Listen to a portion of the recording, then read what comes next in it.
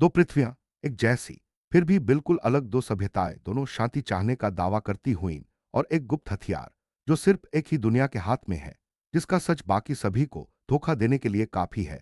जब पैरेलल अर्थ treaty sign होने वाली होती है, तभी एक वैज्ञानिक जिसे भविष्य की झलकियां देखने की क्षमता है देखता है कि यह ट्रीटी शांति नहीं बल्कि सर्वनाश की शुरुआत है, या दोनों ही किसी और के जाल में फंसी है।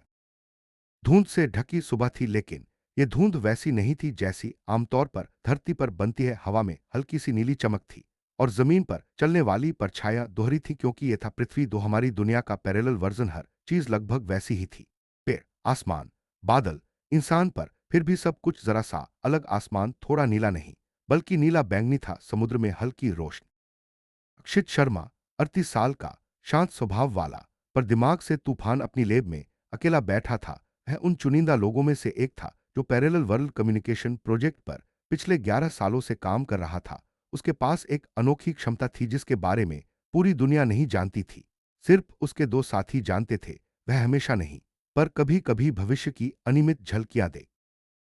प्रधानमंत्री, टेक्निकल कमिटी, या अपनी साथी वैज्ञानिक लिया को सवाल ज्यादा थे, जवाब कम। उसी समय पृथ्वी दो पर राष्ट्रपति एलिसीर 40 साल का, मजबूत इरादों वाला, बेहद तेज दिमाग वाला, अपने निजी कमरे में अकेला बैठा था। कमरे में अंधेरा था, बस एक ट्रांसपेरेंट स्फीयर हल्की नीली चमक छोड़ रहा था। ये प्रोजेक्ट अरोरा रिएक्टर का कोर था, दुनिया को दिखाने में इसे ऊर्जा स्रोत कहा गया था, पर असल में यह एक ऐसी क्वांटम मशीन थी जो या अपनी दुनिया को बचा रहा है।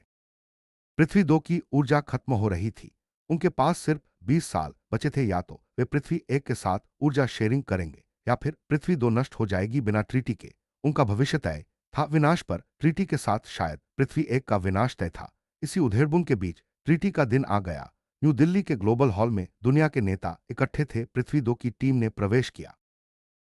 0.003% क्वांटम फ्लक्चुएशन दस्तावेज में छिपा हुआ था, इतना छोटा कि कोई उसे गलती समझकर नजरअंदाज कर देता, पर रक्षित जानता था ये फ्लक्चुएशन अर्थ एक की ऊर्जा को धीरे धीरे खींचने वाले साइफन की तरफ इशारा है।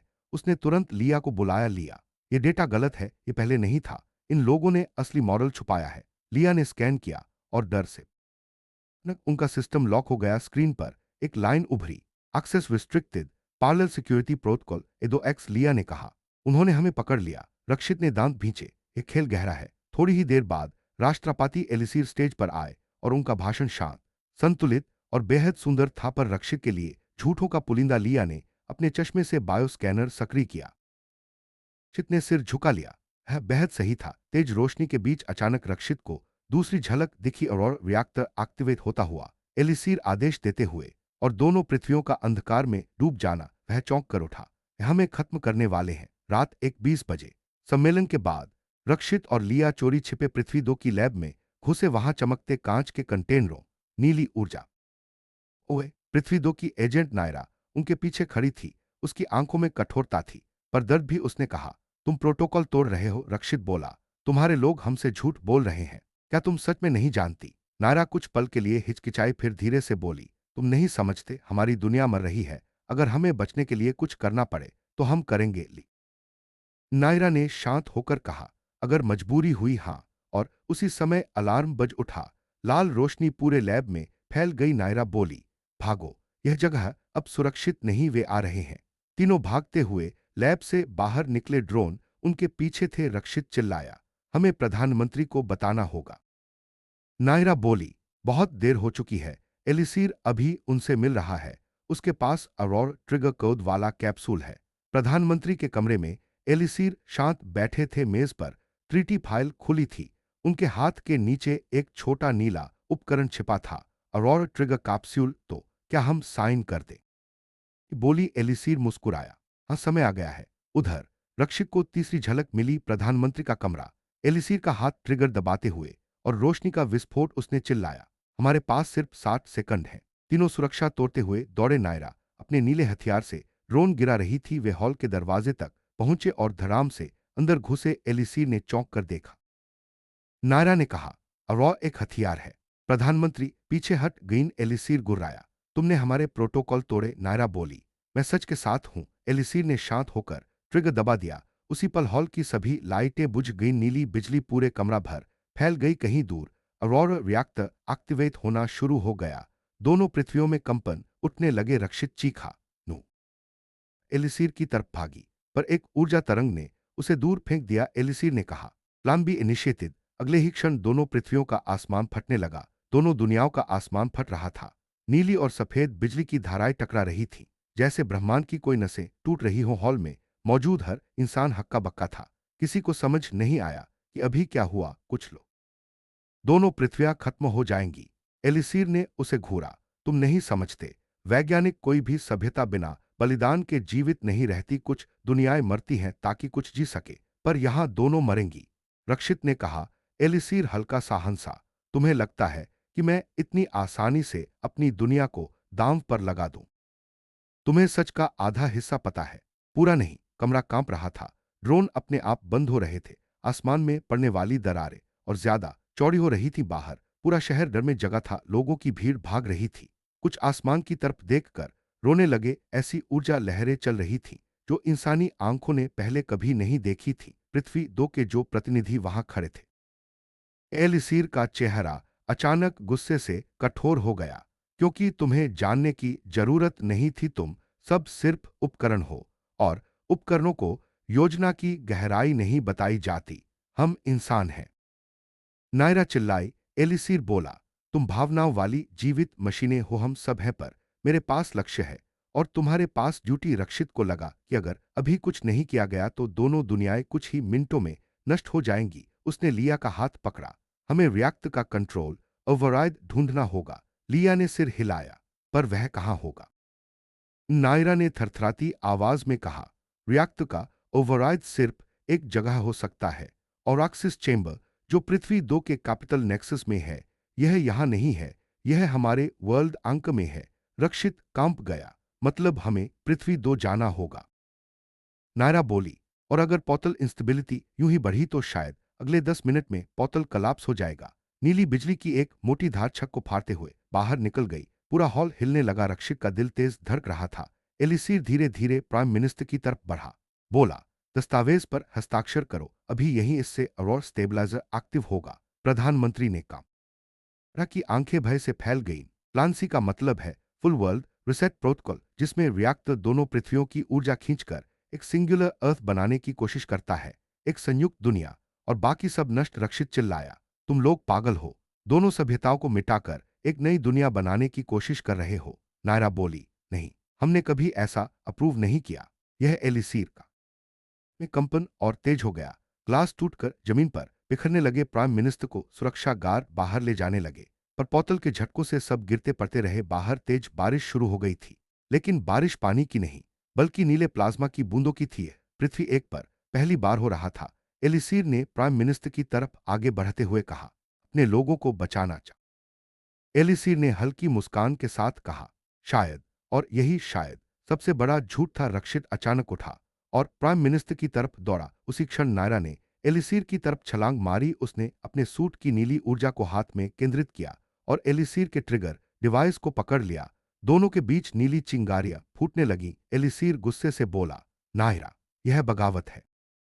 नायरा ने चीखते हुए कहा, यह इंसानियत है जिसे तुम भूल चुके हो। उनमें भयंकर लड़ाई छिड़ गई। एलिसीर उससे कई गुना ताकतवर था, पर नायरा अपनी पूरी ताकत झोंक चुकी थी। लिया प्राइम मिनिस्टर को संभालते हुए बाहर निकलने की कोशिश कर रही थी, जबकि रक्षित पोतल की ओर भाग रहा था। उसका लक्ष्य स्पष्ट था, पोतल गिरने से पहले पृथ्वी दो पहुंचो। पोतल गेट तक पहुंचते ही उसने देखा कि उसके किनारे टूट रहे हैं। ऊर्जा लहरें बाहर फूट। यही एक मौका है, लिया कांपते हुए बोली। अगर हम अंदर गए और पोतल कलाप्स हो गया तो? रक्षित दांत भींचकर बोला, तो कम से कम कोशिश करते हुए मरेंगे, यहां खड़े खड़े नहीं। नायरा किसी तरह लड़ते हुए चिल्लाई, जाओ, मैं उसे रोकूंगी। सिर ने गुस्से से नायरा को दीवार पर फेंक दिया, जिससे उसकी सांसें रुक सी गईं। उसने अपनी हथेली से नीली ऊर्जा निकालकर पोतल की तरफ फेंकी, जिससे पोतल और भी अस्थिर होने लगा। उसका उद्देश्य स्पष्ट था, कोई पृथ्वी दो न जा सके। रक्षित और लिया पोतल की ओर दौड़े। उनकी त्वचा पर ऊर्जा की चिंगारियां कट रही थीं, आंखें जल रही थीं, हवा भारी और दर्दनाक थी। जमीन कंपन से एलिसीर ने अपना हाथ उठाया और चिल्लाया, नो वन लीव्स। रक्षित ने लिया का हाथ पकड़कर पोतल में छलांग लगा दी। एक झटका, एक अंधेरा, एक नीली रोशनी और फिर कुछ नहीं। जब रक्षित ने आंखें खोली, वह जमीन पर पड़ा था।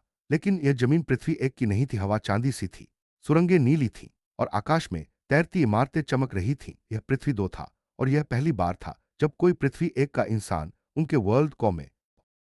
चित ने धीरे से लिया का हाथ दबाया। शांत रहो, पर इससे पहले कि सैनिक हमला करते, पीछे से एक आवाज आई, इन दोनों को मेरे साथ आने दो। रक्षित ने देखा, एक और पृथ्वी 2 की महिला थी, उम्र लगभग 50 के आसपास, चेहरे पर अथॉरिटी और आंखों में तूफान। उसने कहा, मैं हूं सेराफी, पृथ्वी 2 की है क्वांटम मिनिस्टर, और एलिसीर ने तुमसे बहुत कुछ छिपाया है। सैनिक सेराफी ने कहा, नहीं, क्योंकि अगर तुम लोग नहीं रुके तो हमारी दोनों दुनियाएं कुछ ही घंटों में खत्म हो जाएंगी। लिया ने पूछा, क्या आपको रियल प्लान पता है? सेराफी बोली, हमें सब पता है और तुम दोनों ही इस रिएक्ट को रोक सकते हो। रक्षित ने सांस रोककर पूछा, क्यों हम? काफी धीरे से बोली, क्योंकि अरोरा रिएक्टर से निकलने वाली ऊर्जा को न्यूट्रलाइज करने के लिए तो दुनिया की फ्रीक्वेंसीज चाहिए, और अब सिर्फ तुम दोनों ही अर्थ एक्स से यहां पहुंच पाए हो। रक्षित के पैरों तले जमीन खिसक गई। एलिसीर चाहता था कि 2 दुनिया एक हो जाए, लेकिन वह भूल गया था, कभी कभी 2 दुनियाओं को बचाने के लिए 2 अजंबी लोगों को दुनिया के खिलाफ लड़ना पड़ता है, या यह सिर्फ समय की बर्बादी है। चित ने उसकी आंखों में देखा, हमारी दोनों दुनियाओं की जिंदगी इस बर्बादी पर निर्भर है, हमें कोशिश करनी ही होगी। लिया ने गहरी सांस ली और सिर हिला दिया। सेराफी आगे बढ़ी, उसके चारों ओर उसका सूत हल्की नीली ढाल बनाए हुए था। मेरे पीछे पीछे चलो, ये पुल एनजी वेव से टूट सकता है, गलत समय पर एक कदम तुम्हारा आखिरी कदम हो सकता है। तूफान जोर से गड़गड़ाया। पुल सेराफी ने दांत भींचे, क्योंकि एलिसीर ने इमरजेंसी कमांड जारी कर दिया है। हर आउटसाइडर, हर truth seeker state enemy declare कर दिया गया है।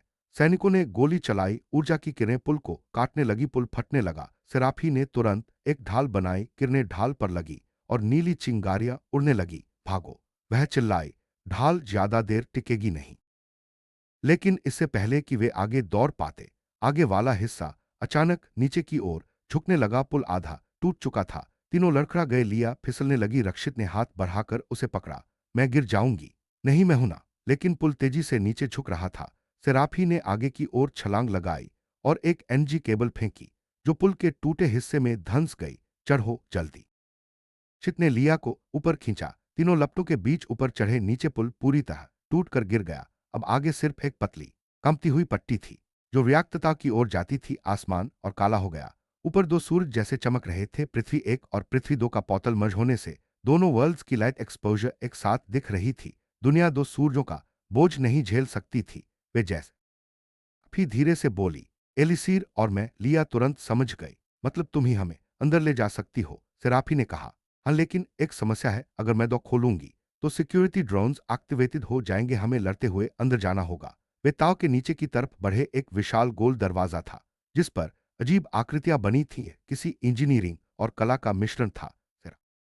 मैं कवर करूंगी, एक कर नीचे उतरते गए। ताव का अंदरूनी हिस्सा जटिल था, लाखों तार, चमकती धातुएं और हल्का सा गूंजता हुआ शोर। ये वहां की हार्टबीट थी, रिएक्ट की धड़कन। नीचे उतरते उतरते उन्हें एक घूमता हुआ हॉल मिला। बीच में एक गहरी खाई थी और उसके नीचे चमकता हुआ एक शेप को वह को धड़क रहा था। हर धड़कन के साथ दोनों वर्ल्ड्स कांप रहे थे। लिया ने कहा, यही है अरॉ।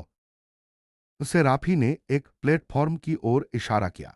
यह नीचे जाता है, लेकिन इसे एक्टिवेट करने के लिए ड्यूअल ऑथेंटिकेशन चाहिए, एक अर्थ 2 न्यूरल की और एक अर्थ एक बायोलॉजी। पातन रक्षित चौंका, अर्थ एक बायोलॉजी, यह कैसे?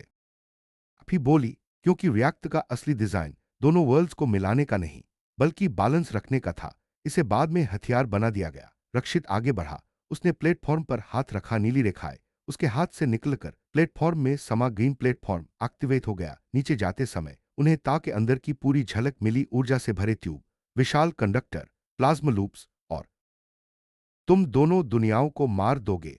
एलिसीर मुस्कुराया, तुम अब भी नहीं समझती, यह विनाश नहीं है, यह पुनर्जन्म है। रक्षित चिल्लाया, यह पागलपन है। सिर ने हाथ उठाया, ऊर्जा की एक लहर उन पर फेंकी। सेराफी ढाल लेकर सामने आ गई। ढाल टूट गई, सेराफी जमीन पर गिर पड़ी। एलिसीर आगे बढ़ा। लिया डर गई। रक्षित उसका हाथ पकड़े खड़ा रहा। एलिसीर बोला, तुम दोनों अर्थ एक के इंसान, तुम्हारे खून में वही पैटर्न है जिसकी मुझे जरूरत है। रिएक्ट को स्टेबिलाइज करने के लिए तुम दोनों का उपयोग होगा।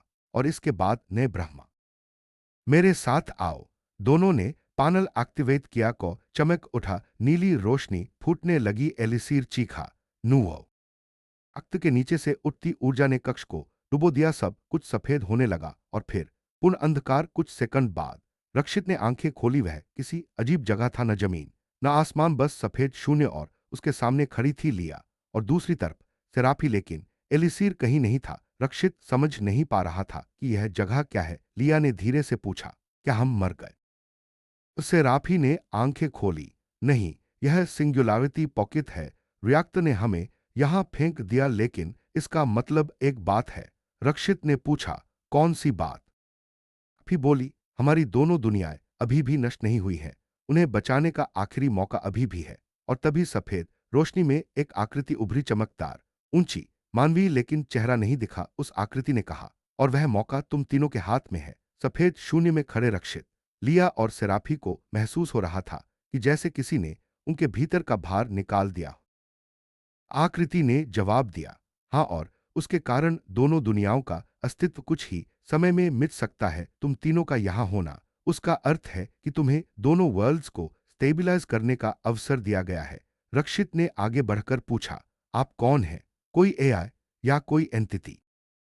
आकृति चुप रही, फिर धीरे से बोली, मैं वह हूं जिसे तुम अनुनाद संरक्षक कह सकते हो।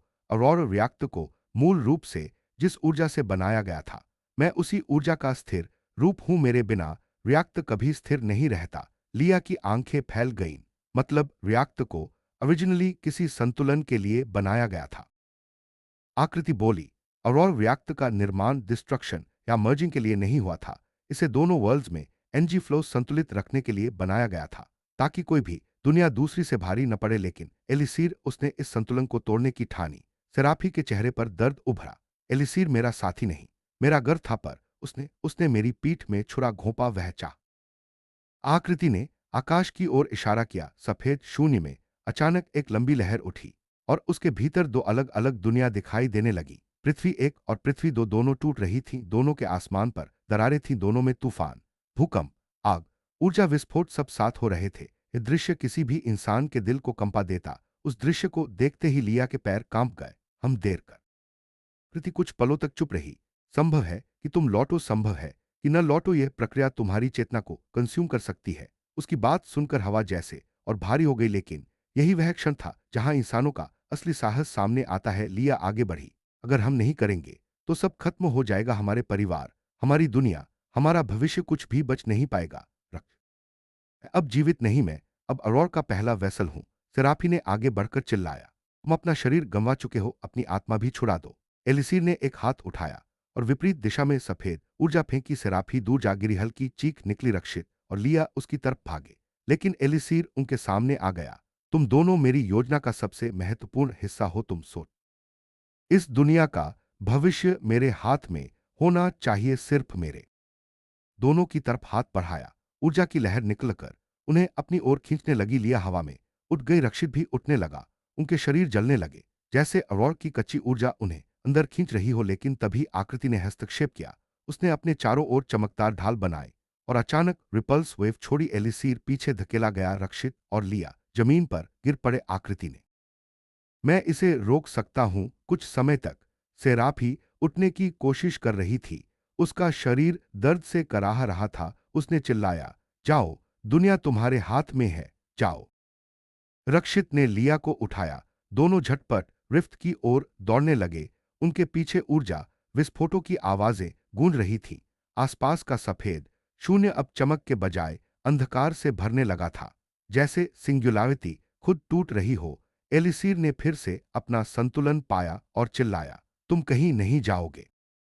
पूरी शक्ति से हमला किया। एक विशाल ऊर्जा रस्सी हवा में बनी और दोनों की ओर बढ़ने लगी। पर उसी क्षण आकृति ने खुद को बलिदान कर दिया। उसका आकार ऊर्जा में बदल गया और एलिसीर पर टूट पड़ा। एक भयानक विस्फोट हुआ। एलिसीर पीछे फेंका गया और अंधेरे में समा गया। लेकिन वह मरा नहीं, वह बस अस्थिर हो गया। उस पल का फायदा उठाकर रक्षित और लिया रिफ्ट में कूद गए। रक्षित ने सिर हिलाया, रेडी। ने एक दूसरे के हाथ पकड़ लिए। दोनों रिएक्ट के केंद्र की ओर बढ़े। उनके शरीर चमकने लगे। अर्थ एक की बायोलॉजिकल फ्रीक्वेंसी अर्थ 2 के क्वांटम फील्ड में प्रवेश कर रही थी। दोनों एनर्जीज मिलकर एक रेजोनेंस क्रिएट कर रही थी। इसी दौरान रिएक्टर कांपने लगा। आसमानों की तस्वीरें उनके आसपास घूमने लगी। पृथ्वी 1 के शहर, पृथ्वी 2 के टॉवर, दोनों की बर्बादी, दोनों की उम्मीदें। रक्षित, यह दुनिया मेरी है, वह दोनों पर टूट पड़ा एक झटके से। रक्षित और लिया अलग हो गए। कॉ की ऊर्जा फिर अस्थिर होने लगी। एलिसीर लिया को पकड़े था। वह चिल्लाई, रक्षित। रक्षित आगे बढ़ा, लेकिन कॉ की ऊर्जा उसे पीछे धकेल रही थी। आसपास बिजली गिर रही थी। दोनों वर्ल्ड्स की स्थिरता फिर डगमगाने लगी। रक्षित ने चीखते हुए कहा, लिया, पकड़ लो मुझे। लिया ने हाथ बढ़ाया।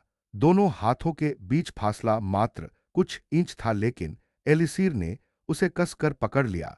तुम दोनों कभी एक नहीं हो सकते, कभी नहीं। रक्षित ने आखिरी कोशिश में छलांग लगाई। उसने लिया का हाथ पकड़ लिया। उसी क्षण को में एक रेजोनेंस ब्लास्ट हुआ। दोनों दुनिया, दोनों फ्रीक्वेंसीज, दोनों दिल एक साथ धड़क उठे। एक तेज चमक, एक चीरता हुआ प्रकाश, एक शांत अंधेरा, और फिर सब कुछ गायब। क्या दोनों दुनियाएं बची?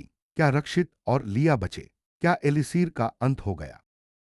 इन सभी सवालों के जवाब शून्य में तैरता हुआ प्रकाश धीरे धीरे फीका पड़ रहा था। चमक का वह तीव्र विस्फोट जिसने रिएक्टर के भीतर की हर चीज को निगल लिया था, अब पीछे हट चुका था। जगह एकदम शांत थी, डरावनी शांत। किसी तरह की आवाज नहीं, न हवा का प्रवाह, न बिजली की गड़गड़ाहट, न कंपनों की कोई लय। बस गहरा स्थिर अंधेरा। लेकिन उस अंधेरे के बीच कहीं बहुत दूर वह तुरंत खड़ा हुआ और इधर उधर देखने लगा। लिया, उसकी आवाज ऊर्जा के खालीपन में गूंज उठी। लिया, जवाब दो। उत्तर नहीं। दूर एक बड़ी लहर उभरी, ऊर्जा का गुबार जो धीरे धीरे रूप लेने लगा। रक्षित उस दिशा में दौड़ा। उसका दिल तेज धड़क रहा था। हर कदम ऊर्जा सतह में हल्के कंपन छोड़ता था। कुछ सेकंड बाद वह एक परिचित आकृति के सामने खड़ा था। लिया जमीन पर पड़ी थी, बेहोश, लेकिन उसकी सांस चल रही थी। रक्षित ने घुटनों पर बैठकर उसे बाहों में भर लिया। लिया, उसने उसके बाल हटाए। उसकी आंखें बंद थीं, पर होठों पर हल्की हरकत थी। कुछ पलों बाद लिया ने आंखें खोली। उसकी गहरी थकी हुई आवाज निकली, रक्षित, क्या हम जिंदा हैं? रक्षित हंस भी नहीं पाया, रो भी नहीं पाया। हाँ, और नहीं भी, यह जगह मुझे नहीं पता ये कहाँ है। लिया धीरे धीरे उठकर बैठ गई। उसने चारों ओर देखा। यह रिएक्टर का इन फील्ड नहीं हो सकता, यह कहीं और है। यह किसी तरह का बीच का ब्रह्मांड लगता है। रक्षित ने कहा, अगर यह बीच है तो दोनों दुनियाओं का क्या हुआ? क्या वे बच गई? कुछ कहने ही वाली थी कि अचानक दोनों के सामने एक दरार उभरी। जैसे हवा में किसी ने कट लगा दी हो। दरार के भीतर दो दृश्य प्रकट होने लगे, जैसे दो खिड़कियां। पहली खिड़की पृथ्वी एक शहर पहले की तरह इंताक दिख रहे थे। आसमान साफ था। लोग सड़कों पर भाग दौड़ रहे थे, जैसे किसी लंबे तूफान के बाद राहत की सांसें ले रहे हों। सैन्य हेलीकॉप्टर उड़ रहे थे। जितने राहत की सांस ली, उसके कंधों से कोई भारी बोझ उतर गया हो जैसे। लेकिन तभी एक और दृश्य उभरा, तीसरा दृश्य, जिसमें एलिसीर दिखाई दिया। एक अंधेरी जगह में पड़ा था। उसका शरीर जला हुआ, आधा टूटा हुआ, लेकिन उसकी आंखें अभी भी जीवित, गुस्से से भरी। वह किसी काले कमरे जैसी जगह में कैद था। उसके चारों ओर ऊर्जा के बंधन थे। वह गुर्राकर बोला, यह। रक्षित ने धीरे से कहा, शायद या शायद उसका चेतन हिस्सा जिंदा है, लेकिन अभी वह कहीं बंद है। इसके बाद हवा में हलचल हुई। उनके सामने वही अनुनाद संरक्षक प्रकट हुआ, हल्का, धुंधला, जैसे उसकी शक्ति कम हो रही हो। दोनों वर्ल्ड स्टेबिलाइज हो चुके हैं। संरक्षक ने कहा, तुम्हारे प्रयास सफल रहे, और कलाप्स रुक गया है। लिया ने पूछा, तो हम जा सकते हैं? रक्षक चुप हो गया, फिर बोला, यही कठिन भाग आता है। रक्षित ने पूछा, कठिन भाग? संरक्षक बोला, तुम दोनों अब सिंगुलैरिटी फील्ड से जुड़े हुए हो। रिएक्टर रिसेट ने तुम्हारी आत्माओं में रेजोनेंस इम्प्रिंट छोड़ दिया है। इसका मतलब है कि वह धीरे से रुका। तुम दोनों दोबारा उसी तरह पृथ्वी पर नहीं लौट सकते जैसे पहले थे। लिया के चेहरे का रंग उड़ गया। मतलब हम मर नहीं, संरक्षक बोला, तुम जीवित हो, पर तुम्हारे अस्तित्व अब दोनों दुनियाओं की फ्रीक्वेंसीज के साथ जुड़े हुए हैं। रक्षित ने पूछा, तो क्या अब हम वापस जा भी सकते हैं? रक्षक ने कहा, विकल्प हैं दो। उसने अपनी उंगलियां फैलाई। उनके सामने दो मार्ग खुल गए। पहला मार्ग एक प्रकाश का रास्ता जो दोनों वर्ल्ड्स की ओर जाता था। अगर तुम इस रास्ते से जाओ, तुम शारीरिक रूप से लौट सकोगे, पर तुम्हारी यादें रिएक्टर सीक्वेंस के बारे में और सिंगुलैरिटी के बारे में सब धीरे धीरे मिट जाएंगी। ज्यादा नहीं, इतना कि तुम्हारी सामान्य जिंदगी चल सके। संरक्षक ने सिर हिलाया, यही विकल्प है। रक्षित और लिया दोनों शांत खड़े रहे। दुनिया की सबसे कठिन चुप्पी उनके बीच थी। उनकी सांसें भारी थीं, आंखें नम, और दिल एक ही बात सोच रहा था, क्या प्यार को चुने या दुनिया को। लिया ने रक्षित की ओर देखा। अगर हम वापस गए और एक दूसरे को भूल गए तो क्या क्या यह सब बेकार जाएगा। चित ने उसका हाथ पकड़ा। नहीं, हमने जो किया वह इतिहास में रहेगा, भले हमें याद न रहे, दुनिया याद रखेगी। लिया की आंखों में आंसू गिर गए। और अगर हम साथ रहें तो दुनिया हमें खो देगी। रक्षित ने गहरी सांस ली। दुनिया बच गई है, अब कौन खोएगा यह हमारा फैसला है। दोनों ने हाथों में हाथ लेकर संरक्षक की ओर देखा। लिया ने धीमे से कहा, हमारा चुनाव मेरा होगा। मैं वापस आऊंगा, चाहे इन दुनियाओं को फाड़ना पड़े। संरक्षक ने लाइटनिंग बोल्ट छोड़ा और एलिसीर की चेतना को तुरंत बंदी बना लिया। हवा में घूमते एक काले ऑब में कैद कर दिया। उसकी वापसी का रास्ता अभी के लिए सील है, लेकिन हमेशा के लिए नहीं। फिर उसने कहा, समय कम है, अपना चुनाव करो। रक्षित ने लिया का हाथ और कसकर पकड़ा। जो भी चुने साथ में चुनेंगे, अलग अलग नहीं। या अनंत एकांत में साथ रहने वाला चुनाव। सफेद रोशनी कुछ क्षणों तक अंधा कर देने वाली थी। ऐसा लगा जैसे दोनों के शरीर किसी तेज नदी में बह रहे हों, जहां बहाव इतना प्रचंड हो कि समय, स्मृतियां और अस्तित्व सब बिखर जाए। रक्षित और लिया ने अपना फैसला किया था, पर उस निर्णय की ऊर्जा इतनी भारी थी कि सिंगुलैरिटी फील्ड स्वयं कांप गया। कई पल बाद जब रोशनी फीकी पड़ी तो दुनिया बदल चुकी थी। उसने पुकारा, पर आसपास कोई नहीं था, बस शांत प्रकृति, ताजी हवा और बहुत दूर शहर की आवाजें। वह चक्कर सा खाकर बैठ गया। उसके दिमाग में हल्का हल्का दर्द था, जैसे कोई स्मृति तैरने की कोशिश कर रही हो, पर उसी क्षण धक्का खाकर डूब जाती हो। वह याद करने की कोशिश करता, कुछ हुआ था, कुछ बहुत बड़ा, कुछ विनाश और बचाव से जुड़ा, एक व्याक्त, एक दुनिया, किसी लड़की का हाथ। जैसे उसका दिमाग उसे भूलने पर मजबूर कर रहा था, जैसे स्मृतियां उसके सामने आते ही धुंधला होकर गायब हो रही थी। उसने अपना सिर पकड़ लिया। मैं क्या याद कर रहा हूं, यह क्या है।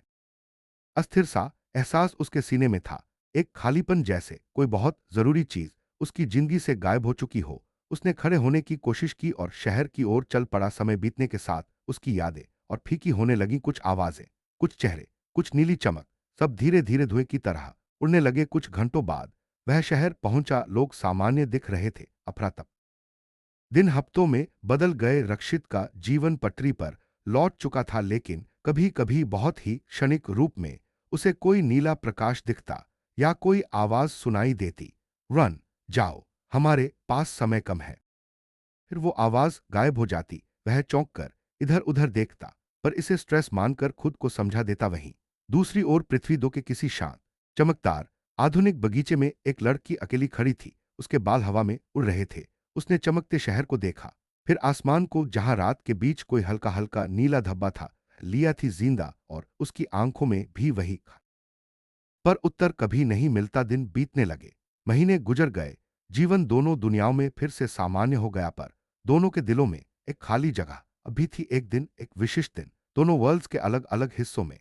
रक्षित और लिया को एक साथ कुछ महसूस हुआ। रक्षित पृथ्वी एक में एक कैफे में बैठा था। लिया पृथ्वी दो में एक स्काईवॉक पर खड़ी थी। दोनों ने अचानक अपने सीने में, उसी क्षण दोनों वर्ल्ड्स में एक समान घटना हुई। धरती एक पर वैज्ञानिक केंद्रों के सेंसर्स बीप करने लगे। धरती दो पर क्वांटम स्टेबलाइजर्स लाल चमकने लगे। दोनों वर्ल्ड्स के रीडिंग्स एक ही अनोमली को डिटेक्ट कर रहे थे, एक अनोखा सिग्नेचर जो पहले व्याक्त में रिकॉर्ड हुआ था, एलिसीर का। लेकिन दोनों वर्ल्ड्स ने इसे अलग अलग तरह से समझा। धरती एक को लगा यह कोई कॉस्मिक इंटरफेरेंस है। धरती जवाब नहीं देता, लेकिन सभी यह मानने लगे कि यह खतरे की शुरुआत हो सकती है। उधर धरती दो की स्ट्रेटेजिक काउंसिल भी बेचैन थी। एक रिसर्च ने कहा, यह फ्रीक्वेंसी हमारे पुराने रिएक्टर के फेलियर सिग्नेचर से मिलती है। कोई हमारी दुनिया में तोड़फोड़ करने की कोशिश कर रहा है।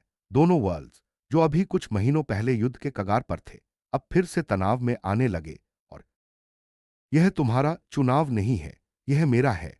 रक्षित घबरा गया। उसका दिल तेजी से धड़कने लगा। वह रेलिंग पकड़कर झुक गया। दृश्य अचानक गायब हो गया। ये क्या हो रहा है मेरे साथ, फुसफुसाया। उसी पल धरती दो पर लिया को गहरी चुभन महसूस हुई। उसने अपने सिर को पकड़ लिया। एक आवाज उसके कान में गूंजी, तुमने गलत चुना है, अब मैं तुम्हारी दुनिया चुनूंगा। उसके सामने भी एक दृश्य चमका, एक लड़का रक्त से लथपथ चिल्लाता हुआ, भागो, पीछे मत मुड़ना। यह दृश्य उसके दिल में किसी पुराने घाव को छू गया। लिया हाँफने लगी, यह कौन है, से जैसे एलिसीर दोनों की मानसिक दीवारों पर चोट कर रहा था। उनके भीतर दबे रेजोनेंस फिर से जागने लगे। उनकी यादें नहीं लौट रही थी, लेकिन भावनाएं लौट रही थीं, एक दूसरे की ओर खिंचाव, एक अधूरी कसम, एक दबी हुई पीड़ा। सिंगुलैरिटी फील्ड ने इस बदलाव को नोट किया। फील्ड के केंद्र में, जहां ऊर्जा शुद्ध रूप में तैरती है, एक हल्की चमक उभरी। वह चमक पहले एक धर लिया भी चिल्लाई, कृपया टूटना मत। पोतल टूटने लगा। दोनों दुनिया की हवाएं वायलेंट हो गईं। आसमान में बिजली कौंधने लगी। पोतल से नीली चिंगारियां गिरकर जमीन पर जल रही थीं। और फिर अचानक पोतल पूरी तरह फटा। एक विशाल शॉकवेव दोनों वर्ल्ड्स में फैली। इमारतें कांप गईं, सिस्टम ऑफलाइन हो गए, लोग गिर पड़े। दुनियाएं एक क्षण के लिए ब्लैकआउट हो गईं। और ब्लैकआउट के बीच दो आवाजें गूंजी, एक रक्षित की, एक लिया की। दोनों सिर की आवाज दोनों की आत्माओं में उतर गई। मैं तुम्हारा अंत हूं। और उसी क्षण दोनों वर्ल्ड्स में, दो अलग अलग जगहों पर, रक्षित और लिया बेहोश होकर गिर पड़े। सिंगुलैरिटी फील्ड कांप रहा था, पोर्टल टूट चुका था, संतुलन बिगड़ रहा था। और एलिसीर की काली चेतना अब दोनों वर्ल्ड्स की ओर बढ़ रही थी। दोनों दुनियाओं में उस रात की हवा असामान्य रूप से भारी थी। आसमान अंधेरा नहीं था। मैं इसे जानता हूं। एक आंसू उसके खुद ब खुद बह गया। भले वह बेहोश था, लिया के सपनों में वही दृश्य था, पर अलग कोर से उसे वही लड़का दिखा, जिसके हाथ पर खून था, जो उसे पकड़कर कह रहा था, मैं वापस आऊंगा, मैं तुम्हें अकेला नहीं छोड़ सकता। लिया की आंखें सपनों में भी कांपने लगी। वह फुसफुसाए, कौन हो तुम? मैं तुम्हें भूल क्यों नहीं पा रही? सिंगुलैरिटी फील्ड ने इन दोनों सपनों को जोड़ने की कोशिश की। उनकी चेतनाएं धीरे धीरे एक दूसरे के करीब आने लगी, लेकिन अचानक एक जोरदार झटका लगा। फील्ड के बीचों बीच काली ऊर्जा फट पड़ी। एलिसीर की चेतना दोनों की ओर तेजी से बढ़ी। नहीं नहीं, तुम दोनों नहीं मिल सकते जब तक मैं हूं। उसकी आवाज इतनी तेज थी कि फील्ड की दीवारें कंपा उठी। धरती एक पर रक्षित उछलकर जागा। उसने हाँपते हुए हवा में हाथ मारा। उसका शरीर पसीने से भीग चुका था। उसके कपड़े तक फट चुके थे, जैसे कोई ऊर्जा उसके भीतर से फूटी हो। उसने सर पकड़ लिया। ये कौन है? ये लड़की, ये आवाज मैं क्यों भूल नहीं पा रहा? उसी क्षण धरती दो पर भी लिया जोरों से उठकर बैठ गई। वह भी हाँप रही थी। उसके आईवी ट्यूब्स टूटकर गिर गए थे। उसके कमरे की लाइट्स शॉर्ट सर्किट हो गई थी। उसने भयभीत होकर कहा, मुझे मुझे उसका नाम याद आ रहा था, बस एक पल के लिए। एक आवाज, एक नाम। वह अपने सिर को पकड़े बिलख पड़ी। क्यों नहीं याद आ रहा? पूरा क्यों? सिंगुलैरिटी फील्ड के भीतर एक धक्का पड़ा। उनकी चेतना टकराकर वापस छिटक गई। एलिसीर ने खुद को उनके बीच खड़ा कर दिया। वह उन दोनों की रेजोनेंट फ्रीक्वेंसीज को निगल रहा था। उसकी आवाज गूंजी, यादें नहीं, भावनाएं नहीं, कुछ भी नहीं। अपने काले रूप का विस्तार किया और दोनों वर्ल्ड्स की फ्रीक्वेंसीज को बांध लिया। धरती एक पर बिजली चली गई, धरती दो में भी सिस्टम शटडाउन हो गए। ग्लोबल न्यूज से लेकर साइंटिफिक इंस्ट्रूमेंट्स तक सब धीमे पड़ गए, मानो दोनों वर्ल्ड्स को किसी विशाल छाया ने ढक लिया हो। रक्षित उठकर दीवार का सहारा लेकर खड़ा हुआ। उसे एक अजीब खिंचाव महसूस हो रहा था उसके सीने के भीतर से। एलिसीर चीखा, नहीं, यह कनेक्शन नहीं होना चाहिए। दोनों वर्ल्ड्स में शॉकवेव्स भेजी। धरती एक पर रक्षित जमीन पर गिर पड़ा। धरती दो पर लिया लहूलुहान हथेलियों के साथ दीवार से टकराई। दोनों की आंखें, अंधेरा निगल गया, लेकिन इस प्रक्रिया में एक पिंचट जितनी छोटी आवाज उनके मन में रह गई। एक नाम। वह नाम पूरी तरह नहीं निकला था, पर दोनों के भीतर उसका आधा हिस्सा अंकित हो चुका था। रक्षित के दिल में एक शब्द, तुम दोनों नहीं मिल सकते। यह संतुलन मेरा होना चाहिए। अब समय बदल चुका था। फील्ड ने तय कर लिया था कि दो अलग अलग वर्ल्ड्स की रक्षा के लिए दो आत्माओं को जोड़ना आवश्यक है। रक्षित ने खुद को खींचा। उसने अपनी यादें, खोई हुई बातें सब महसूस किया। और पहली बार उसे लिया का पूरा चेहरा याद आया। उसकी आंखें, मुस्कान, आवाज, सभी। उसके दिल में एक गर्मी दौड़ गई। लिया भी उसी समय पूरी तरह जागी। उसने महसूस किया, यह असंभव है। अब वह पॉलस था। रक्षित और लिया की रेजोनेंस इतनी मजबूत थी कि उसने उसके अटैक को अब्सॉर्ब कर लिया। फील्ड ने उनका मिलन स्थिर कर दिया। दोनों की आत्माएं पूरी तरह कनेक्टेड थी। धरती एक और धरती दो में लोग अचानक महसूस करने लगे कि हवा शांत हो गई है।